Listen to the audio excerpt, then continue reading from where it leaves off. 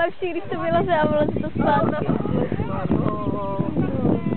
Jste byli dobří.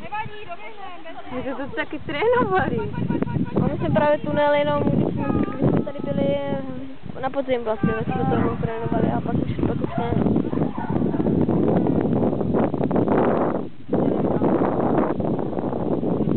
Ono disciplína.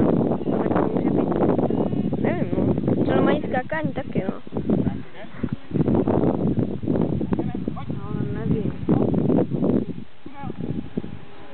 Třeba pád se s tím umí, nebo tak.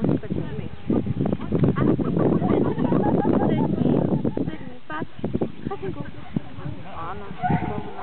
Ale jako... Já představu jako to. Já jsem Áňa.